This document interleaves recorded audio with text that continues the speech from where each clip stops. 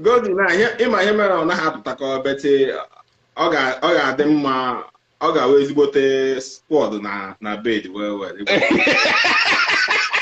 Igbo land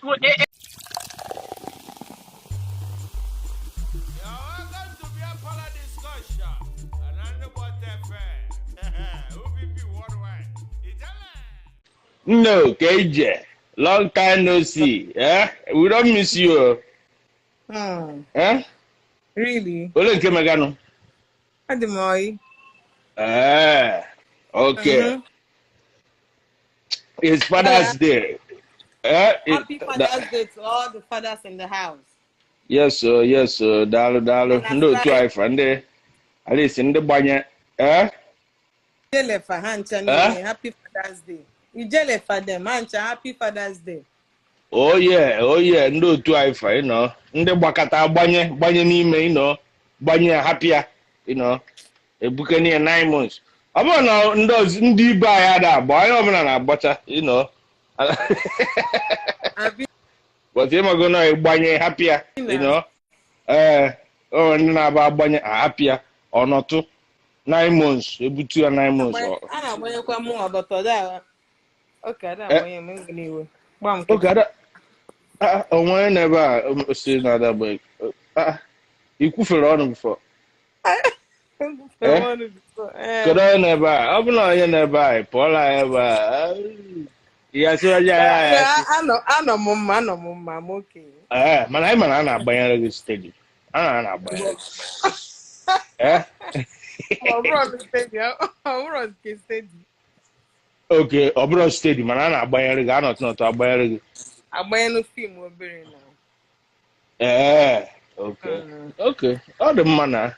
So when father, when special father in I wish. Happy birthday. Happy Father's Day. Happy Father's Day. And when special father. All of you. All the fathers here. For Ken. Okay. Even ndị na-abụbe father. Even they have father. Everybody, even the ones that are not yet fathers. Even they have father. Get again, Agwaha. Or Happy Father's Day, or have Kawaro. Father's Day in advance. Okay, in advance. Okay. That they will have children, that good person that they will have children with. Okay. No problem. Upcoming fathers. When I know fathers who upcoming. Okay, next rated. In Adi. Okay. No problem. Check. I'm going to category 1 or 2 fathers. Check out 1 or 2 fathers. Bonzaki is a father, right? Bonzaki, are you a father? Bonzaki Muliki. A father in the house now. I want some fathers. All these father don't keep peace. I agree to. Bonzaki Muliki. I agree. Longest time. Oh yeah. Why now? The father don't keep peace. I had him closer to you, Seth. I'm from Oklahoma one day. Ekunifa. You don't know Oklahoma. I'm going to go very fair. I want on damage. I had a Father's Day. My neighbor father. At least he's a father. Coniso. I'm by Iso. Why not? How many years now in the business? Adam all day 13 years. So I got good. Oh yeah. But if we go change the business. I'm by one day. I miss the house though. Oh yeah. Around that me and but I get why I'm going to But one way, age one aga, you get me, you not got to drop with gentleman. I am making a gentleman club, What about too hard? me again on the same line. So we just watch. Oh yeah, just watch. Just watch. Just watch. It's okay. Just watch. Just to soften it up a little bit. Yeah. Yes.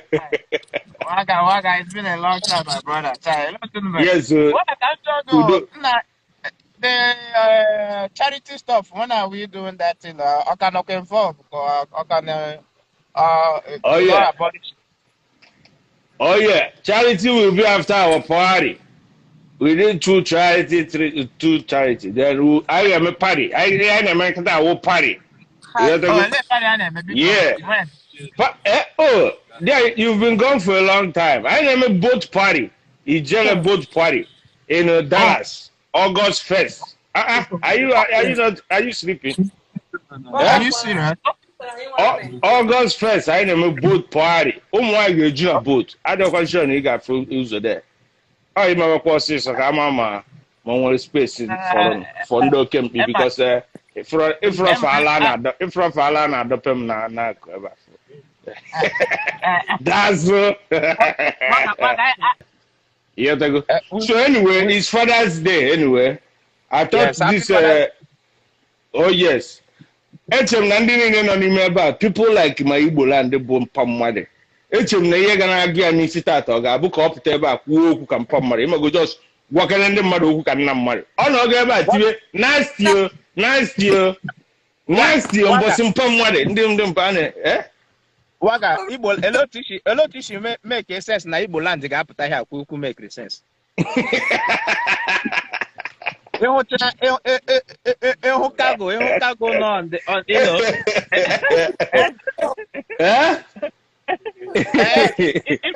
Igbo land, my brother.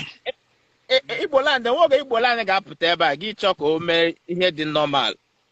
Ị na-ewest no time. na ka omu bụra amadị m na ịma Igbo land amụchagoro ụmụazị abụọ ọkwa senior ma Igbo land kwakpuo ya na ndị oke mkpi ọ kwakpuo ajị to ajị onye abụọkwa okay ifo jana page ị ga-afụ ya na Are you serious? Wow. Ekoro m ya na ekoro m na Igbo land ekoro m that man akwụfụ that man Isi Korea? ọ mụgo ụmụ na-abụ onye anyị na-afụ Chọrọ Igbo ịnọ ya talk on a be free life, let me enjoy his life. That's just what he wants. I think he's that kind of person. mba as far ịma na amabụrụ m na ọ mụgo ụmụ ebe ọ bụ na ọ mụgo ụmụ no problem dị anyị gbaa ofu nka gbawa nnọọ ofu nka nnọọ Are you serious? abụrụ m na ọ mụgo ụmụ na-abụ ndị ọcha akwa afkast ọ bụ ọkwa ibe Igbo land asị m nekwa na Igbo land Igbo land awụnụ ndị a na-emeghe deposit ha hapụzi ọ ga-awe responsible man na. ife ị ga-ama na ọ dị ka ọ ga-abụ responsible man ma well Biko waga ihe mere na anyị kwuo na ọdara side ka anyị jiri nwayọọ mere Igbo land m ka mba nsogbu adịọ is a responsible man. na ya ga-emere Igbo land just ka I wish kwuo onye happy Father's Day biko happy Father's Day biko happy Father's Day everybody. So but we need to go not a little bit today now. Biko. Of course. Adanna na ebe a biko ọ na-enwe ihe ị ga-emepeto ka inye ndị Father's Day ka obi dịtụ ha ụtọ. Ọ sị biko ọ bụrụ ọ nwere ihe ị ga-emepeto. Kpọrọ na ya alaba biko. Alaba international. Ịmara ihe nsị bụ ka m jụọ ndị bụ fathers onye ka nsị kpọpụtasịa ndị fada kedu ihe anyị chọrọ oge ya ga-emere anyị tata ya kwa ụbọchị anyị ala ka anyị chọrọ kedu ife anyị chọrọ alaba biko alaba ka ị chọrọ or nipples ka anyị chọrọ anyị achọrọ nipples am I speaking your people's mind do we want nipples here nke a nọ ebe a nne ịdịkwa oke ịdị correct but enwere ndị ọzọ nwere ike ịkpọpụta alaba gị ịkpọpụta nke ahụ bi ebe a na-akpọ ọlụ bebi you know. Nke ahụ ọnụ ya dị ka ọdụ. Ọnụ ya dị ka ọdụ ime ọnụ. Ọnụ baby.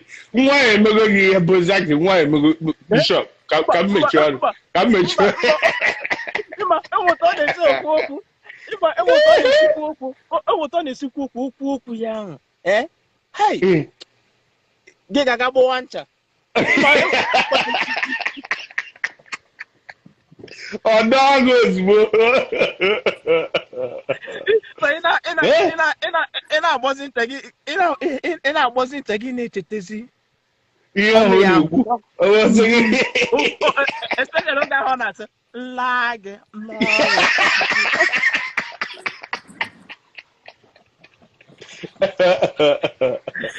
Oh my God. Ọmọdé ha si Igbo ya dị sexy. Igbo ya dị sexy. You know? So the thing okwu ya gị. Hey, onye mere Igbo land akụzirere m otu ịgbachọ ncha gị gaga agbakọ ọzọ ncha m agwụla ahụ. Igbochi gbakọ ọzọ. Igbochi Chineke Oluchukwu ukwu ime ọnụ ya ahụ nla gị ga-abụọ. Ihe good na-eme n'ime ebe a. Gịnị Igbo land? Oluchi na-eme inwe ọnwụ na ị nwere high BP. Ịma na ya mere gaisi ga ya ma Oluchi ma alaba ma nke anọ ya. Onye nke a n'ebe a agwụzi na ọ ga-enye anyị sọntị. Gwani ya kịta ka n'anya ka ịkpa anya kịta anyị na-akpa nkata ndị ụmụ nwoke ka anyị gwa ya kịta ka ọ jee yipụ n'anya geenụ ntị ọfụma o jee yipụ top a o yipụ bra o yite polo dị mma polo na-adị mma white polo.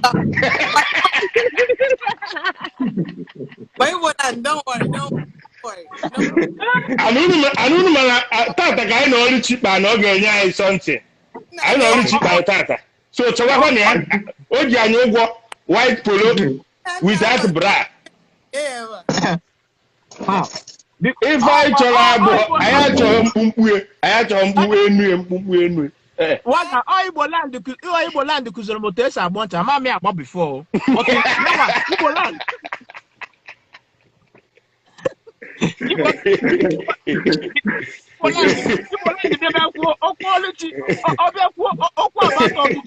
Okwu abata Oluchi. Mbịabịa wee onye nwe Oluchi until one day m hụzi ọnụ Oluchi Chineke ime ọbịa ya ọnụ ya nla gị. But ọwụ ha asị ka m na-atụ ile ọtụ Oluchi ile ọnụ ya anya ọ dị same thing nwe ihe na ha. Ihe eji ọnụ ya mee imagine otu ọtụ ya ga-adị na. Eziokwu. Okay, so hold on. So otu ọgọ dị na ebe a kịta onye na-enwe gị anya n'ọrụ gị mmadụ.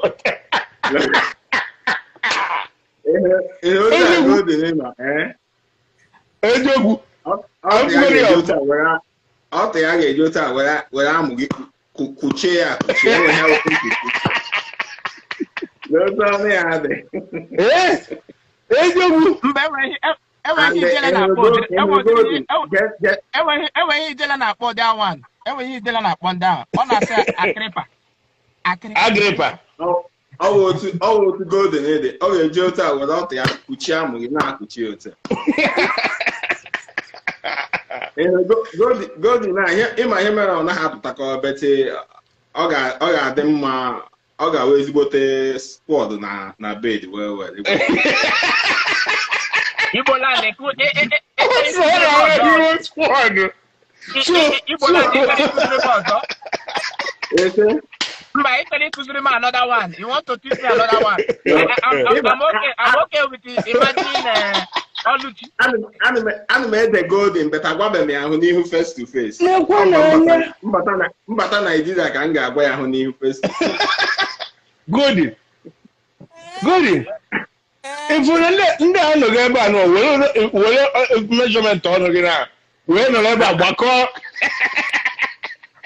Gbakọ ikpu na. And the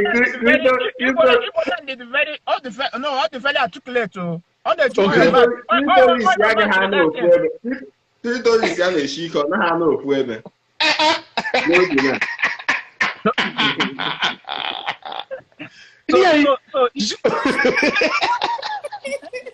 Bede nke ọzọ ga-adị ka gọm. O ji amị amụ. Otu ọtọ ọzọ ga-adị. Oh my God. Oh my. Because ihe agbakwu ya plan tata ihe akwa Father's Day ndị mmadụ kwesịrị ịdị na-abịa ka a mara ya gara. Achọghị m ikwu Father's Day. Amụtara m ụmụ m eto ekwu Father's Day. Waga only in a doctor's report. Apa Dr. Chisholm not here. Joya only in a doctor's report to guys these days. I can work in a BP hand or maybe about that. Just now. Only to put now. I'm on it. No. Why am I the closer? Going to go nine. Ịma apụta asị nwaanyị niile wụ ofu. Nwaanyị niile awụghị ofu. Nwaanyị niile awụghị ofu. Ihe m na-agwa gị eziokwu. Nwaanyị niile.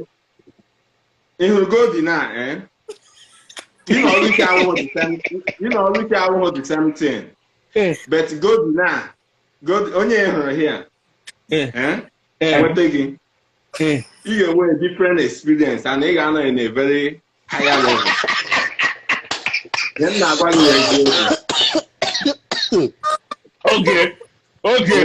Okay. Nanya Imana. Oh, yeah, na bogoju my sometimes. O te gana after na dogarity. Kiri nke sexy or negant gent of man. Kiri be sexy. Onu kwike ko ndo berika. What go depend on preference so. O si n'anya na-ele. No, si n'anya na-ele. Because ihe na-agwa gị ha bụ na ọ na-adị m ka according to ihe ụwa nye obere ike bụ sexy. Mba, ebe ndị wụ coke bottle. Obere ike flat ike bụ sexy.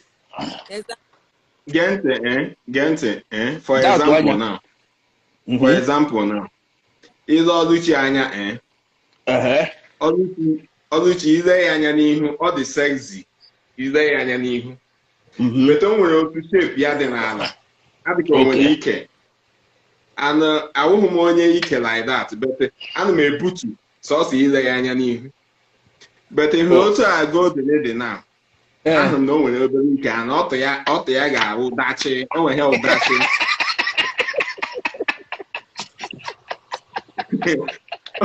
Golden na-enweta gị na bed Golden amụghị agaghị ada ihe m na-agwa gị wee eziokwu amụ gị enweghị ike ịda ada yọrọ m ịchaka taa ụfọdụ azụ Igbo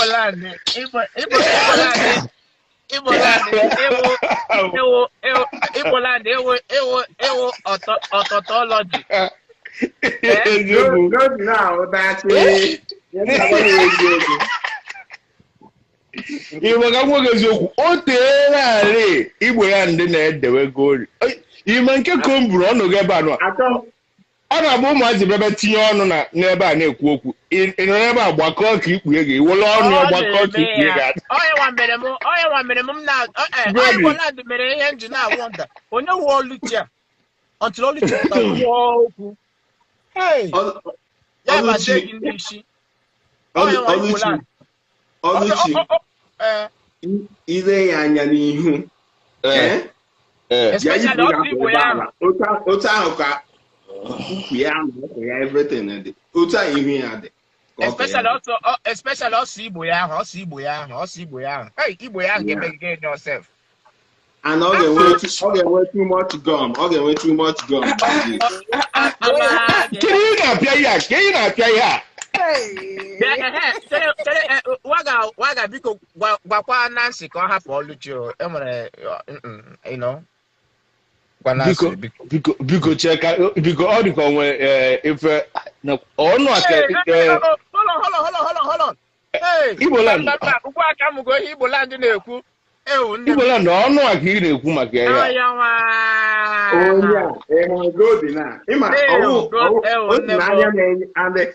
Onye na-eribu before ma different things ma ọnụ na-eribe agaghị eme understand ihe m na-achọ ịkọwa. Golden and Golden gbagotogoro ebe a.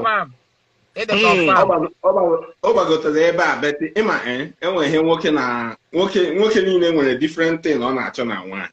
Oh yes. Afụkwara m na ịbụ onye obere ike. Ịbụ onye obere ike Igboland. Ana m alaike mbuli otu a ntị ya amụ mpacha otu a sef ya na-asụ m na the boss. That is onye esighị na groin. Ukwu onye ahụ na-asụ m na the boss ya